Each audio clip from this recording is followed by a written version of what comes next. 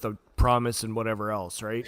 Where is Tommy these days? But Last video I saw, he was like just sniffing up a storm, and he was ranting about going and defending Churchill, but then he backed out at the last moment. But I was going to say, he raised a bunch of money for a documentary, and then it was called Shalom, right? The Shalom documentary about the Jewish guy that died somehow. And he wasn't even like murdered. It was like he just died of like a sickness or something, but he made a story because he was oy vey persecuted. Tommy Robinson isn't his real name either. I forget his real name. It's not. It's Lennon Laxley or something like that. I'm sure the chat will get it exactly.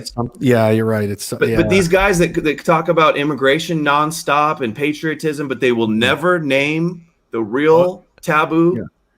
Oh, Right, because they're allowed to talk about Islam. Islam is the natural enemy that you're allowed to point out. Yeah, because their purpose is divide and conquer. It's to get people to fight with each other, and then out of that chaos, they can control both sides and manipulate them that way. And not show you who's behind the curtain. Yeah, I used to use the analogy that I would talk with a buddy of mine who was just obsessed with the Islam and the whole thing. I'm like, okay, look, imagine you had a sheep farm, and there's wolves in your property eating your sheep.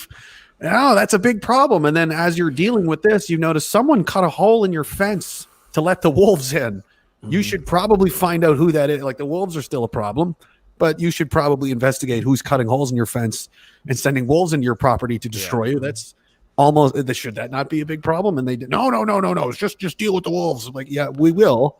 Yeah, but the same person that cut own. They didn't waltz in here on a helicopter. They didn't come in a hot air balloon and come down little wolf fucking parachutes. Somebody opened the gate and let them in here. How'd they do that? I wager it's the same person that's teaching your children to become the other gender. Oh,